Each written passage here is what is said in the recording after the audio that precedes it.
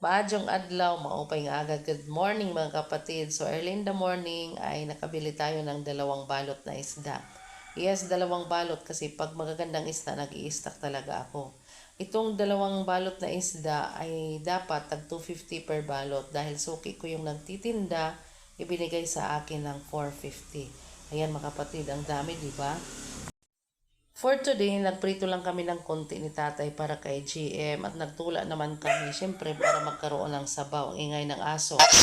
Dahil nga marami kaming malunggay, marami, dalawang puno ng malunggay. Present talaga yan pag nagtutinula kami, di ba masarap yan?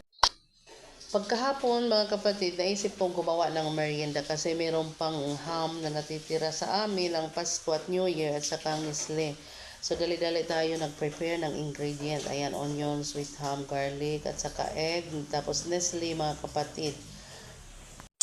Pagkatapos sa mga ingredients, ito naman mga kapatid, minix ko naman yung gagawin nating white sauce. Meron akong nabasa, sabi, i-prepare daw yung egg, i-combine at saka ni cream. Actually, hindi ko alam kung anong niluluto ko. Basta, ang goal ko is magkaroon tayo ng white sauce. Then ito, inaantay na lang natin lumambot ang pasta. Tapos, igigisa na natin mga kapatid yung mga ingredients na prepare ko. Usually, pinagsasabay ko yung onion at saka garlic. Kasi ayaw kong, takot ako masunog ang garlic, magkakaroon ng lasa. Pero maganda rin yung naunang garlic kasi mabango.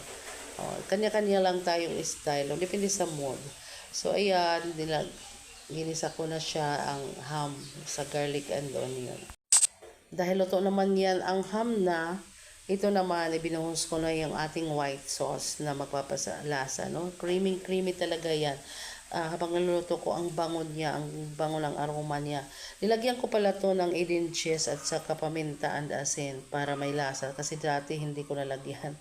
So ito na, drain na ang ating pasta. Kinang imimix all together dito sa ating white sauce. Parang excited na akong tikman. Napaka-thick ng sauce niya mga kapatid.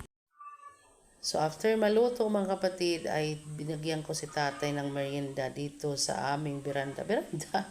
Tapos si GM naman ay nilutoan ko ng cheese stick kasi hindi naman siya mahilig sa pasta. Sabi niya may nagtitinda sa school ng ganyan kaya binilhan ko na lang siya. Then ito na nga, naluto na yung cheese stick ni GM. Cheese lumpia, ano bang tawag dyan? Basta ganun. Kaya nagmerienda sila ni tatay habang ako naman ay nagpre-prepare. Inamoy-amoy pa talaga ni GM.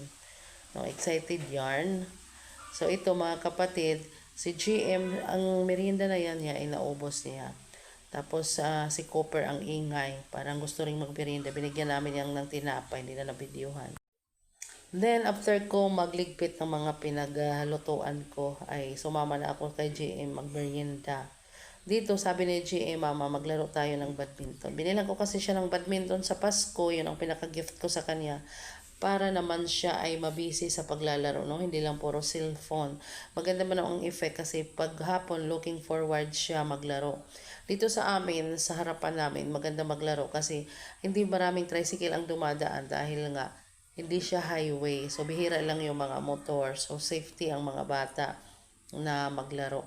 Pero dahil nga marami akong mga tupiin, housewife, sabi ko naman sa kanya na later na lang sa susunod na araw na lang kasi magtutupi pa muna ako. Mga kaibigan muna niya.